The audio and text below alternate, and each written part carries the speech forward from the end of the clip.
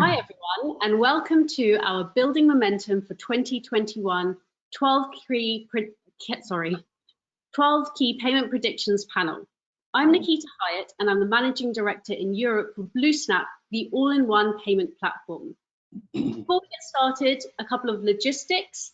First, we are recording today's webinar, and the link will be sent to you post-event. Also, if at any point you have any questions for our panelists, please submit your questions in the question box to the right of the screen. We'll do our best to get to everyone's questions, but in case we can't, we will follow up with you post-event.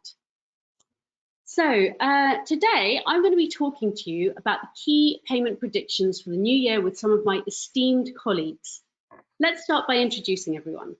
First up, we have Jeff Capolo, BlueSnap's Head of Global Sales. Jeff, can you please share a little about yourself? Sure. Thanks, Nikita. Hello, everybody.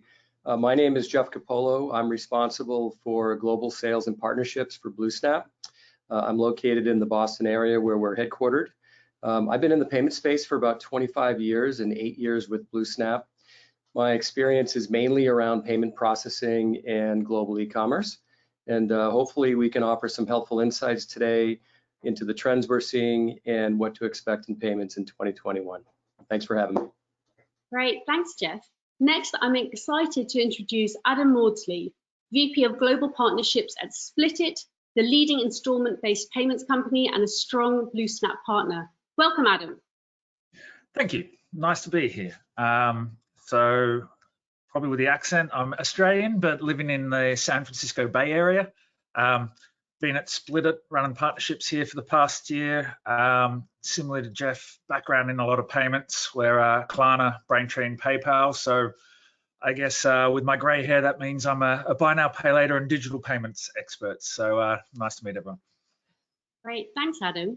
And last, but by no means least, I'm delighted to introduce Steve Klebe, Head of Business Development at Google Pay. Great to have you here, Steve. Yeah, hi, Nikita. Thank you. And it's a pleasure to be here with my esteemed panel colleagues. So I run our program that works with payment service providers in support of Google Pay online acceptance. I've been here at Google for 9 years. I've been in electronic payments for about 40 years.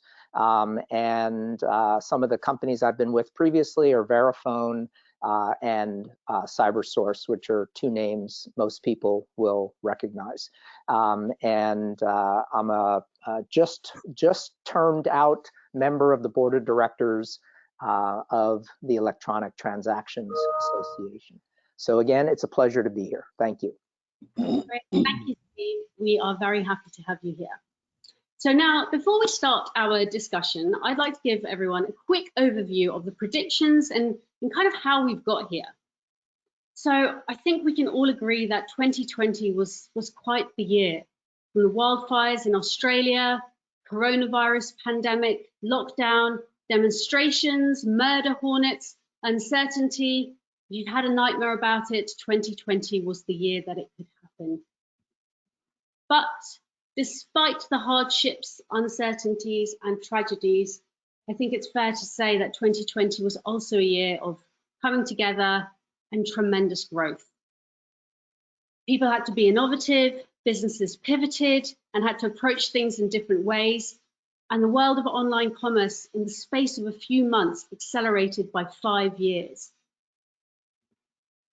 Now, with this growth comes a lot of opportunity. But in all the quick steps to pivot and deal, shortcuts might have been taken and missteps made. Now, as we're into 2021, it's time for companies to optimize their strategy.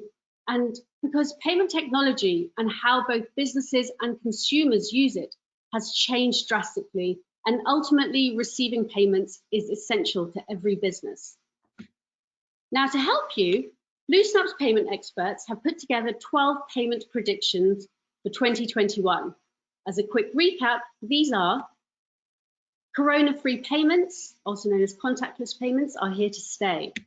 Expect to see more marketplaces in 2021. Digital wallets will continue to gain popularity online.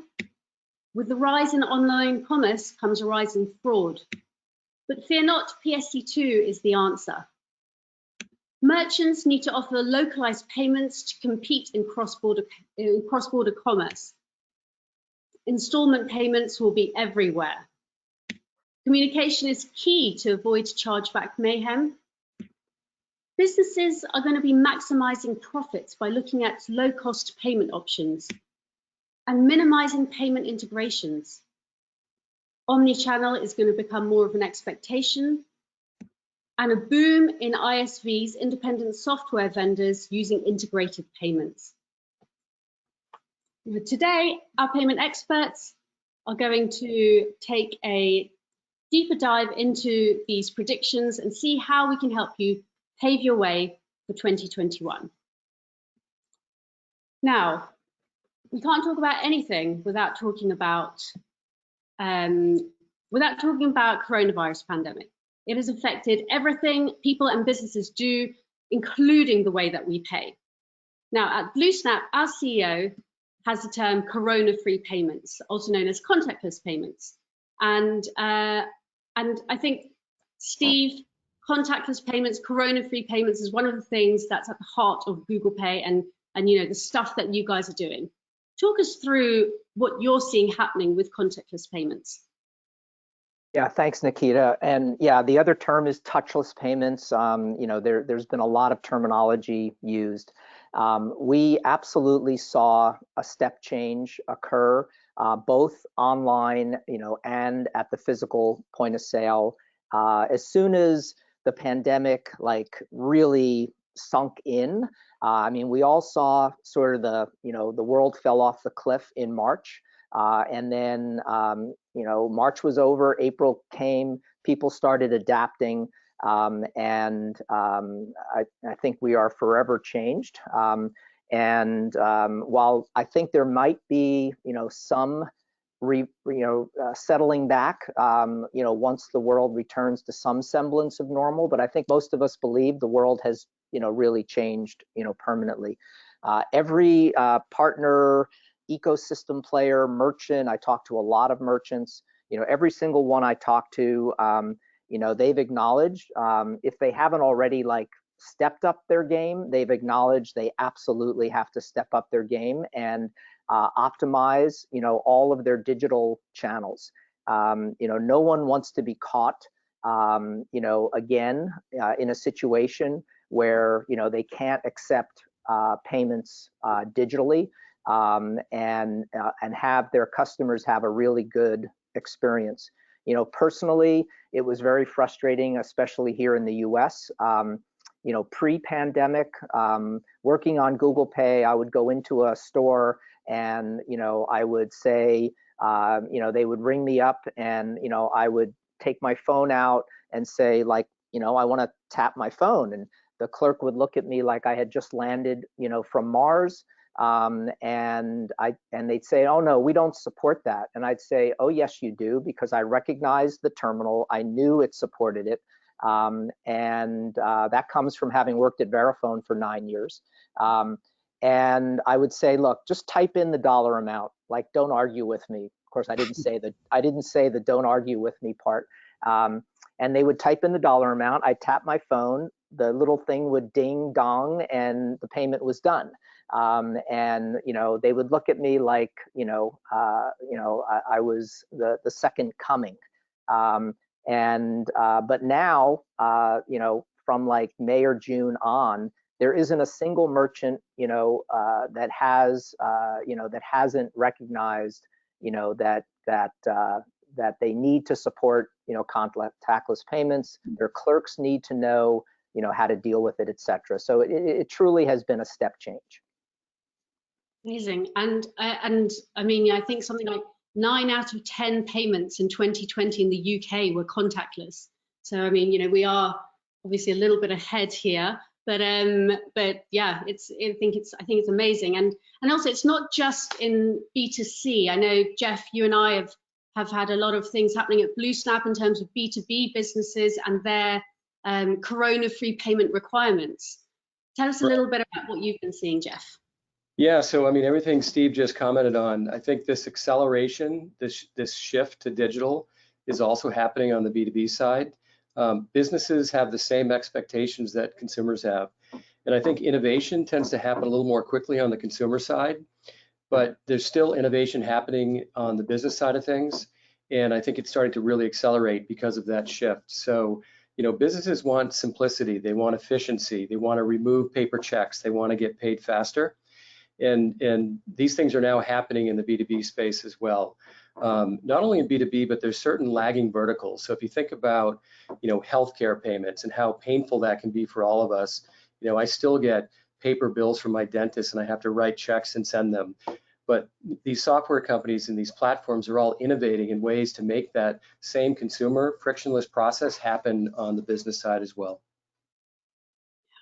And I think, Adam, when we were talking about this last week, you summed it up quite nicely in terms of contactless, touch payments, and also with digital wallets, in that people don't just want, they kind of expect to have the same experience both online and in store. So, whether it's tap and go, face to face, tap and go, online, that's sort of what people like to see and what they want. And yeah, sorry, Adam, I interrupted you. No, I was just going to say I agree, because the expectations now, COVID kind of put a fast forward on it. There was a lot of slower businesses, especially in the B2B front, where paper was king and check and old school invoices. So I guess tying it back to the COVID theme, a lot of innovation and people have moved forward. So contactless and simplicity, and the consumer is king. They want simple and easy, and some great innovations out there that are started in B2C, but I think B2B has really caught up in the last year or so, because when you have COVID and you can't talk to the person at the front desk with a big plastic screen and things like that, it's really been an interesting macro. It's kind of forced some probably long overdue innovation, I'd say, in the B2B space at least. But the simplicity and the ease for the small businesses, I hear a lot every day. The small business just is time poor, and simplicity and ease of use is a key driving factor that we have to always consider as well. And going back to Google Pay and digital wallets, I think I've read that 88% of consumers are now using digital wallets. And Steve, so aside from Corona-free payments using it, how were digital wallets being used beforehand? Yeah, I mean, we were seeing growing adoption both online and offline of Google Pay, and the statistics across the board. I mean, we follow what's happening with Apple Pay and Samsung Pay, et cetera. The charts were gradually going up and to the right. We just saw, post, the lockdown, and then, the adaptation phase. We just saw the charts just go, up and to the right at a much steeper slope. One example, one relevant example I can give is, we typically were having 2 or 3 new PSPs interested in supporting Google Pay like a quarter. That was fairly normal. We were just in a steady state mode. And then all of a sudden, April hit. And like in second quarter, I think I signed 15, new deals where PSPs, we weren't actually out looking for them. They literally just showed up organically, and and they prioritized the project, et cetera. So to the point where we now have 150 PSPs globally, supporting Google Pay. And the other thing, Nikita, you're in Europe, and everyone on the call is probably, aware of the new requirements with regard to stronger consumer authentication. And the merchants who, really want to make their, avoid as many, lost sales as possible, should really be promoting that their customers use their, Google Pay or Apple Pay or Samsung Pay wallets, because it becomes a completely seamless experience. There's no additional, intervention required as long as the customer is paying with a device-based token and they touch their fingerprint or their Face ID. Hopefully they don't have a mask on. and they get authenticated, like the payment is just, a snap. But if they don't, support them, and the customer has to go through the traditional, mechanism, and they might get a pop-up window, and they might not remember, their password, from their bank, etc. It can definitely lead to abandonment. Yeah, no, I think the SCA stuff is so applicable over here, and with PSD2, I mean, at BlueSnap, Google Pay is a big thing for us, and our merchants are asking for it. We're always advising merchants to go down that route for all the reasons that you've just said. Now speaking about the customer experience and customer expectations, this makes me think about buy now, pay later, which we're seeing everywhere, online, in the news. I mean, installments are the new normal. And at BlueSnap with Split It, we've been seeing it across sectors, across demographics, and I'm fascinated by this kind of evolution. Adam, talk us through this evolution. Can you tell us what you have seen in this space? Yeah, I think it's definitely a very fast and hot industry at the moment. It seems like every few weeks there's a new buy now, pay later company coming out. So a little bit like the Wild West, but it's kind of evolved. I think, it started probably, there was almost a decade or so ago, there was companies out there starting off with invoicing and buy now, pay later, kind of get the goods and then pay in 30 days. Then there was a huge influx of a pay in 4, which was, helping, especially in the more youth market. So, a debit card customer could buy the $100 pair of jeans that they couldn't afford and break it into four payments. And there is a wealth of those that have popped up and doing really well. And then there's also financing. We've seen the success of Affirm's IPO recently, where they basically have a line of credit that they issue, just doing it in a different way, in a digital manner, which has been really successful. And now I think there's definitely a hybrid and a consolidation, as well as new models as well. So, for example, Split It, we are doing it only on credit cards. We don't issue new debt. We just let customers use the credit they have in a smarter way, and basically use it all on credit card installments, which is slightly unique. I would say the industry is maturing.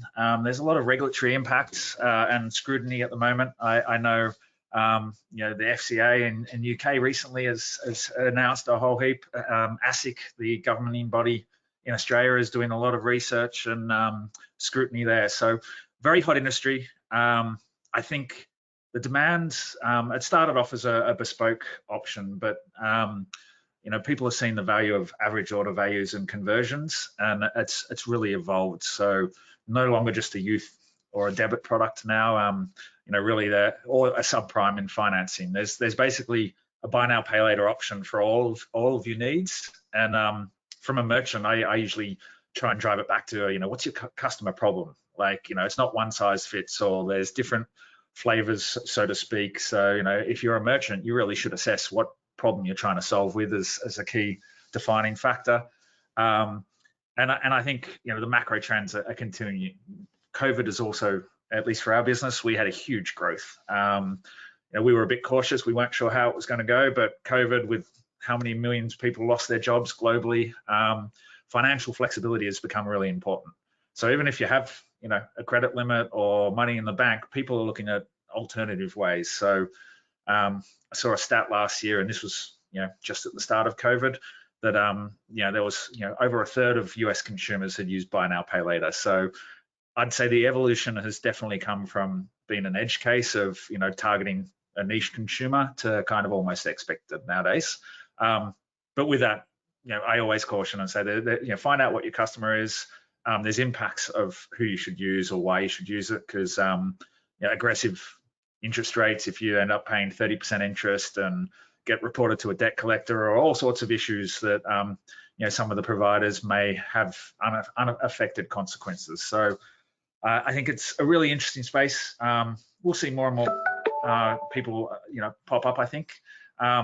but the real key is it's solving a financial flexibility problem, which, you know, in this day and age, every sale is a good sale. So that's kind of my position of the market. The other evolution I do think is really key is it's not just B2C, where we're seeing more and more customers drive to B2B.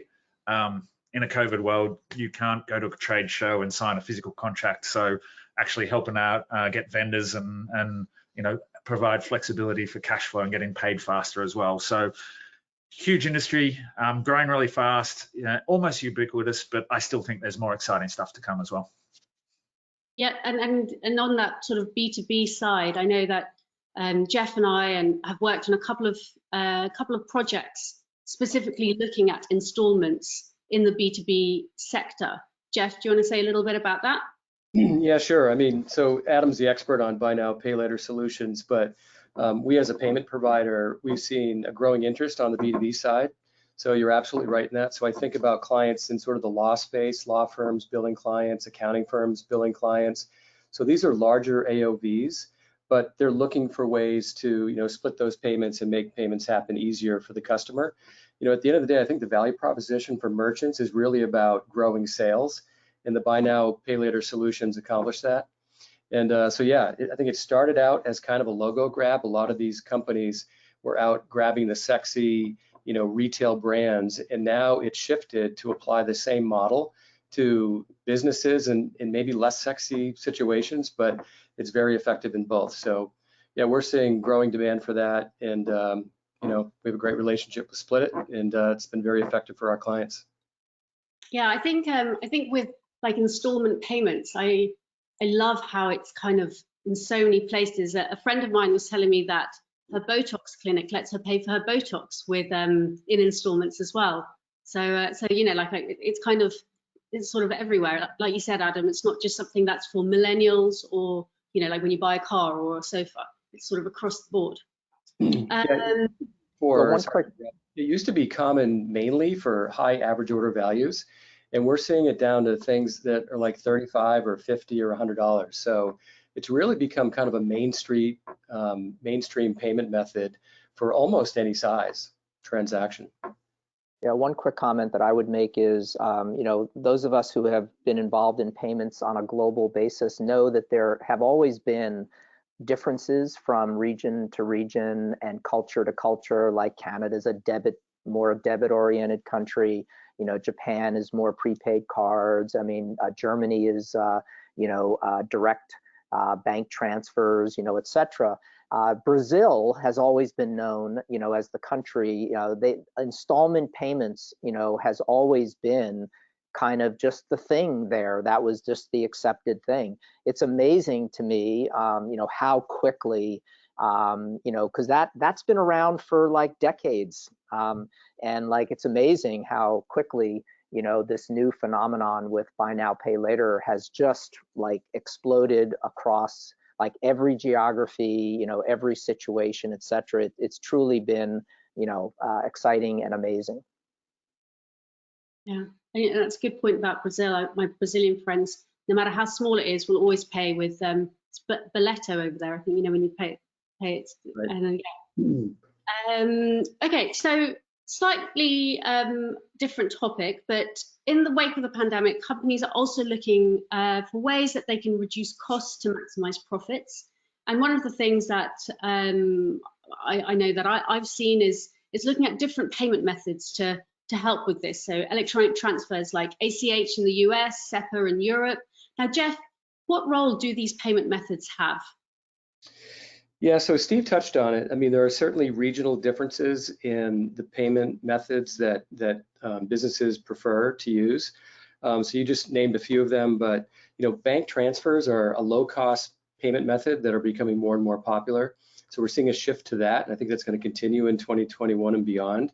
So you mentioned ACH in the US, SEPA in the European Union is popular, BACS in the UK, EFT in Canada, and others.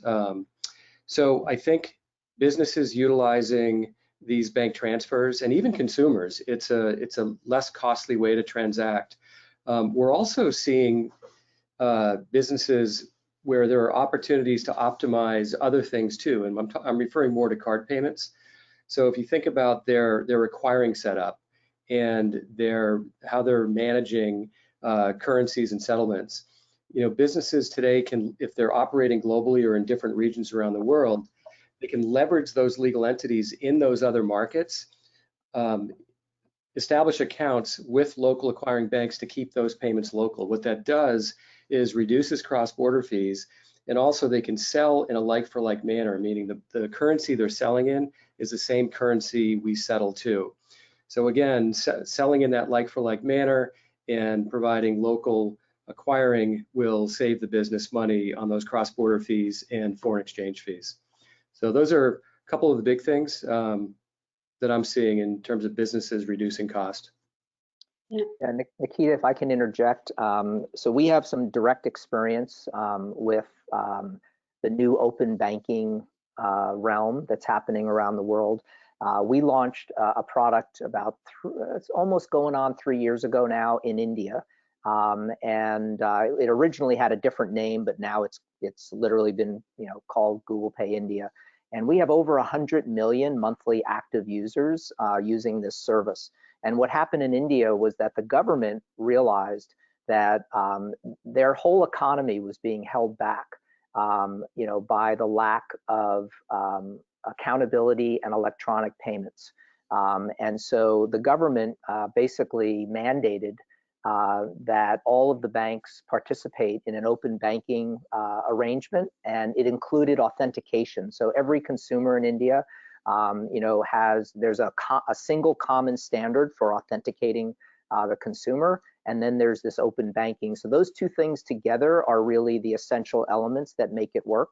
And it has just been like, completely amazing transformation. We've also launched that support for that in Singapore, where the government mandated open banking. And of course, as you know, with PSD2 coming in Europe, that's kind of the next major thing. We expect the US to lag in this area, but I think the picture is very clear, or becoming in focus, that this is going to sweep the world. Because again, as governments start to realize that lower cost payments can actually unlock significant aspects of their economy.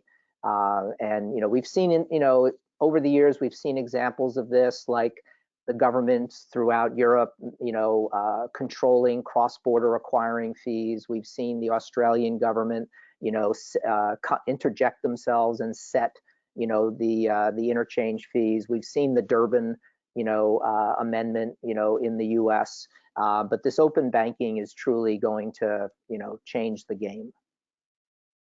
Yeah, I think open banking is it's a really interesting one, because even though we've been talking about it for a while over here in Europe, it's only in sort of almost recent months, like the last couple of months, where people have been asking about it seriously.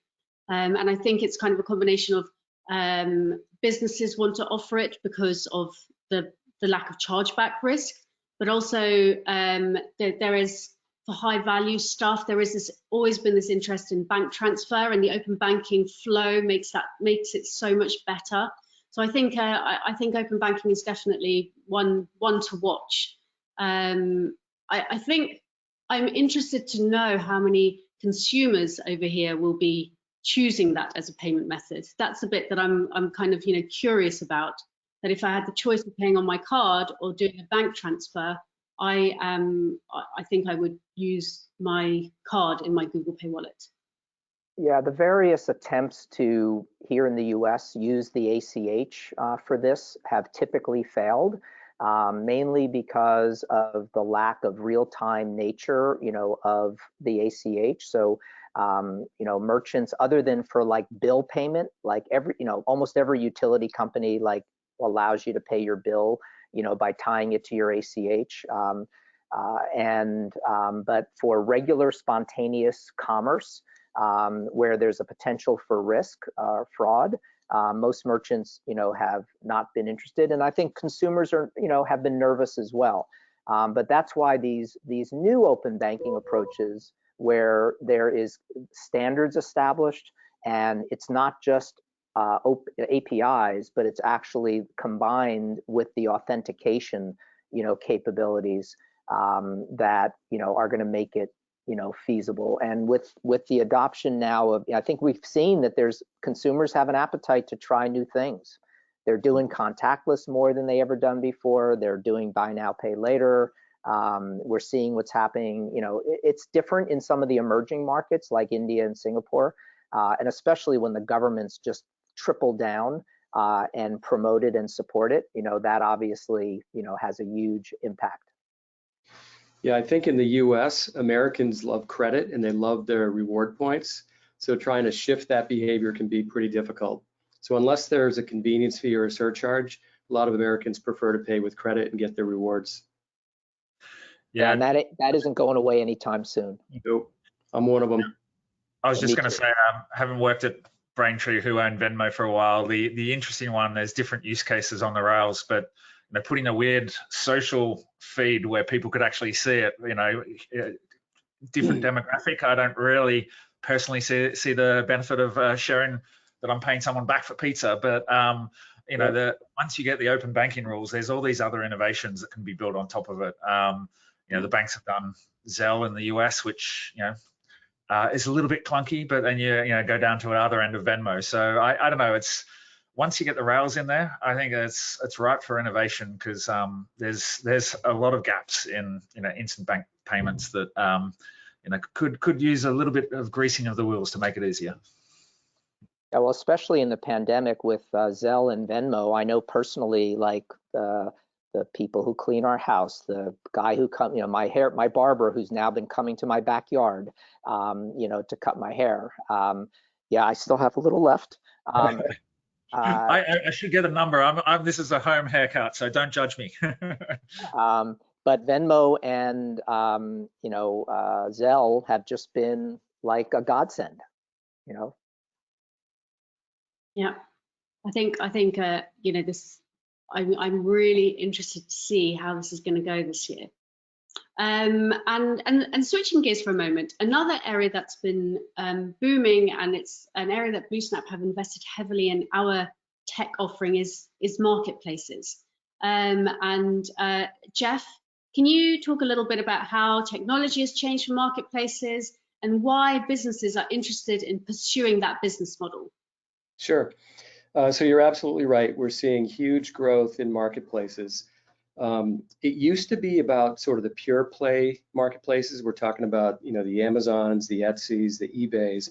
Now where we're seeing the growth is more in these niche marketplaces, or sort of vertically specific marketplaces. The reason they do it is a marketplace offers an opportunity to launch new products in new markets and generate new revenue without all the traditional and unpredictable startup costs. So that's sort of the reason they're getting into it. It's a very popular business model, but the reason it works is the technology exists today to enable them. And there's a lot of components to that technology that need to be there to make it happen. So, it really starts with a set of developer-friendly APIs that accomplish a number of things. So number one is sort of fast and efficient onboarding of the vendors within the marketplace. If you can't do that quickly, many of these marketplaces have hundreds, if not thousands, of participants, so you've got to have a way to efficiently board them. But then you've also got to be able to manage the risk within the marketplace. So there's both the onboarding of merchants, that risk, sort of account takeover, and then there's transaction risk. Other key components to the functionality are the ability to split payments. You've got multiple participants in the marketplace. You've got to have the ability to split those payments multiple ways. Not everybody can do that, and it's a key, part of that. Another thing is marketplaces are not limited by borders. So we're talking about software here, and vendors and customers can be in completely different regions within the world. So you really need a payment product that can serve both the customer, the shopper, the person buying, as well as the vendor selling within the marketplace. So those are a few of sort of the key technologies, I think, that are out there to enable it. But absolutely a big growth area, and no longer reserved for the eBays of the world. It's now, very specific niche marketplaces around almost anything. It could be, automotive, it could be manufacturing, it could be a marketplace around, parts to, You know, we see this with clients like Volvo, where they're looking to just find an easy way, whereas before they had to go to some paper catalog and go look something up and then make a phone call to somebody and buy a part. Now we're creating marketplaces that make all this stuff happen seamlessly. So very much like what we're seeing on the consumer side, again, marketplaces moving into the B2B space and making it easier to buy and sell product and also do the transactions. Yeah, and I'd say, oh, sorry, I was going to say on the niche marketplaces, I think probably a trend that will continue because, you know, there is a pushback of, you know, I use Amazon all the time, so I'm not picking on Amazon, but Amazon is, you know, competing with everyone and taking over the world versus local stores that are not necessarily always open. So your niche marketplace also adds a sense of community. So whether it's a crocheting marketplace or a Lego marketplace, you know, if they're really specialized, there's, you know, a sense of community there that can be built versus, you know, going to a large, you know, single pure play that doesn't quite have that sense of community. So, you know, from talking to, you know, businesses out there, it seems to be a trend that is continuing because everyone wants to get specialized and try and connect with like-minded people as well. Yeah, and I think the other thing about the marketplaces as well, because they are global, that's when the payment methods come in and when the wallets come in and the sort of the importance of being able to include those payment methods in the marketplace. And so I think it's a really popular solution that we're seeing in Europe because PSD2, we saw that businesses had to adopt a marketplace model, a regulated model, and that sort of maybe started off the reason that businesses were looking at marketplaces. But then in the last few months, we've seen, separate from the PSD2 requirement, we've seen businesses with ideas and niche products and kind of interesting concepts then coming to BlueSnap and asking us about our marketplace and using us to provide that solution. And then another kind of area that's we've also seen a big boom in is with independent software vendors using integrated payments. So ISVs. Jeff, at BlueSnap, you are one of our ISV experts. So I want to ask you, please, what is an ISV? And what are we going to see happen with ISVs this year? Yeah, so this may be one of, perhaps here, the biggest growth area that we're seeing is, you know, independent software vendors or platforms are increasingly wanting to participate and get involved in branded payments. And they're doing this for a number of reasons. Number one, they're looking, it's a complementary product anyway, but they're looking to monetize payments.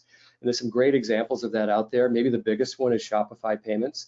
If you look at their earnings reports, Shopify, actually it's been accelerated through COVID, but I think something like 2/3 of their revenue is coming from merchant solutions and not subscription solutions. That's amazing. I mean, this is a company that builds storefronts and they're making most of their money off of payments. So if you look at that as an example, it's inspiring a lot of independent software vendors to think about payments in a different way. If you just look at the B2B space, something like $120 trillion in payments happened last year. So there's a lot of opportunity there for these software companies, and they're looking for ways to monetize it outside of just selling their SaaS fees. So monetizing payments is a big reason why they're getting involved in branded payments. Another big one is they're looking to control the shopper experience or the user experience.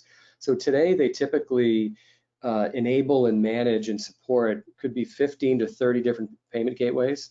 So whatever it is that their customers are using, they need to support that, which creates a lot of technical debt. So over time, they're having to continually update those payment gateway integrations, and it becomes a real burden on the organization.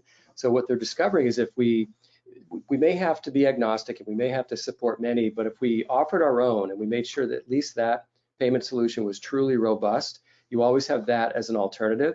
And over time, they become so integrated, like what Shopify did with Shopify Payments, that it simply becomes a better payment solution. So those are the main reasons we're seeing them do it. And the reason it's happening is the technology exists today for them to actually do it. So if you're an ISV, you really have a couple of choices. You can become what's known as a PayFac or a payments company. PayFac stands for Payments Facilitator. That's what BlueSnap is. The other option is to partner with somebody like us or like any other payment company that might have the tools to enable you to do it. So those are the two choices. Our point of view is, crawl, walk, run, meaning start out with a partnership, because I think you've got to be a pretty big company, I think north of $1 billion in payments, before it really justifies taking on the cost, the risk on the loss liability, and all the other things associated with being a payments company.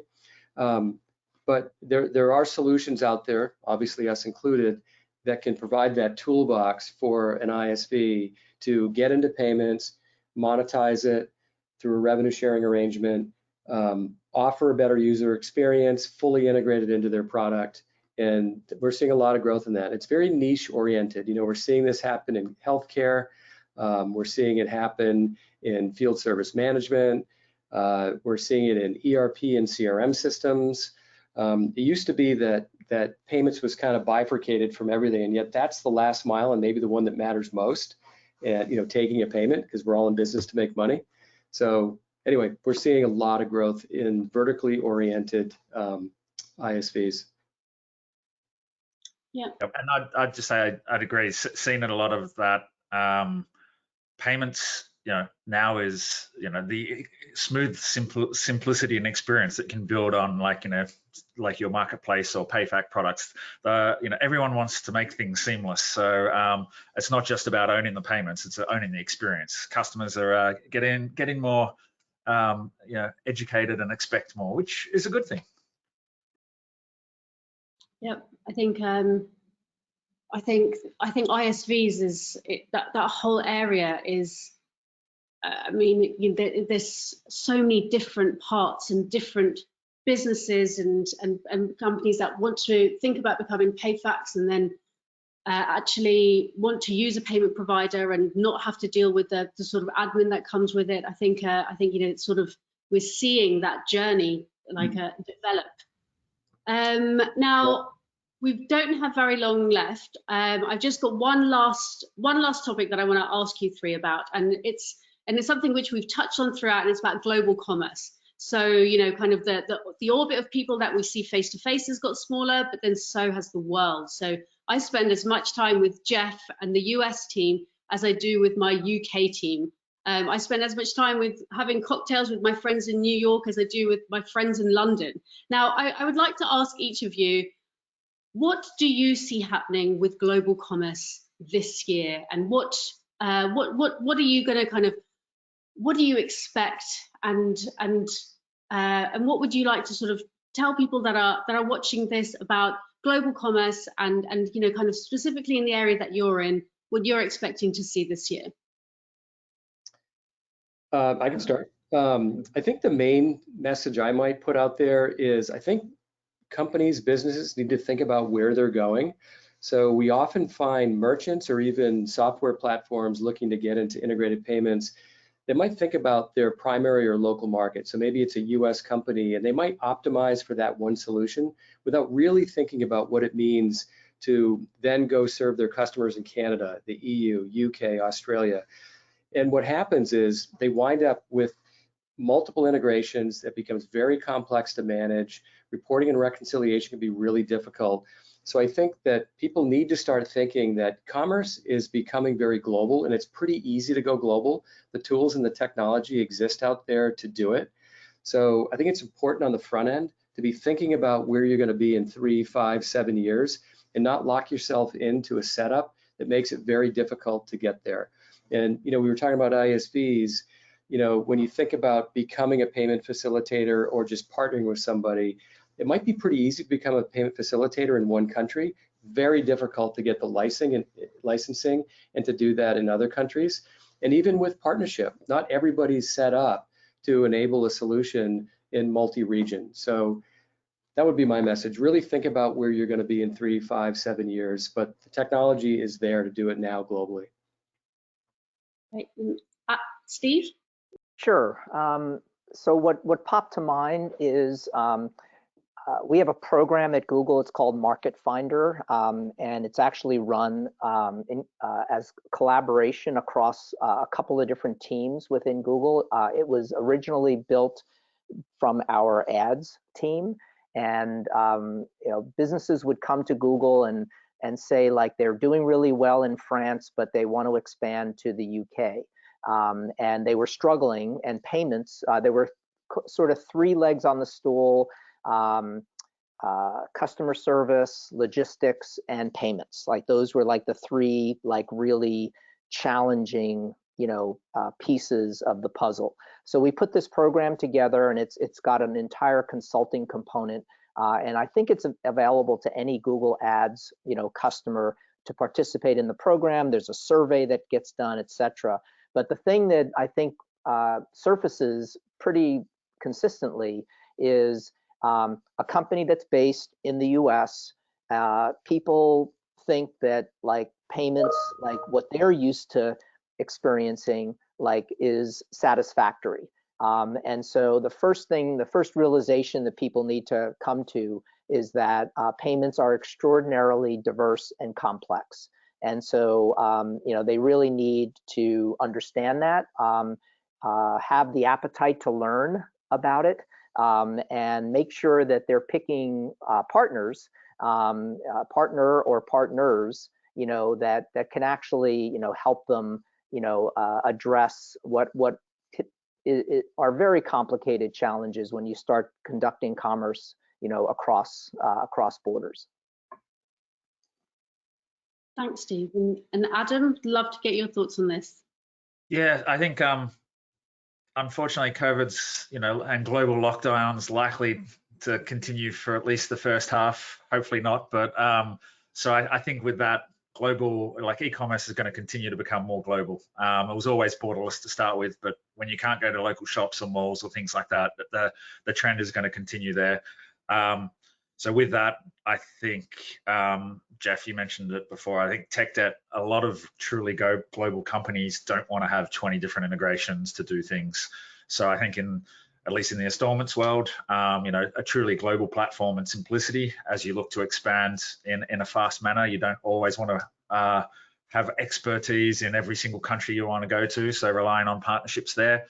I think in the buy now, pay later space, the other thing that's really going to be interesting to watch is the regulatory scrutiny. You know, a lot of people getting into debt they can't support, so there is an interesting, you know, inflection point where, you know, I know certain people are doing ads all over the UK tubes and buses right now, arguing against, you know, regulation or for regulation. So I think regulatory world is something that continues to have an impact in payments that we can't overlook.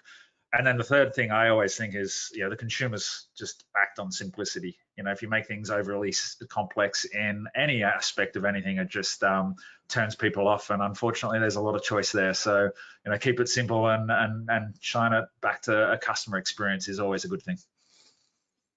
Yeah, absolutely agree. Keeping it simple. I had a merchant that wanted every single payment method for every single country available to give their customers maximum choice, and it was, you know, that makes it worse. You know, you want to have the key. Who are your customers? Which payment methods do they want? And, you know, it's kind of, you've got to have working in payments, you have to have a consultative approach, because otherwise you're going to cause more problems than solve them.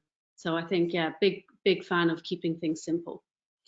Right, guys, I think we are now out of time. So I want to say a big thank you. This has been a really, really great discussion. Thank you everyone for tuning in. And thank you, Jeff, Steve, and Adam for joining us. I have loved chatting to you and getting to know you guys. I'm so surprised by how quickly the time has flown by. So thanks again for your amazing insights. Now we'll be following up the webinar with a recording, and we will answer any questions post-show. And in addition, if you're looking for any resources, please visit the resource center at bluesnap.com. And thank you everyone for joining today.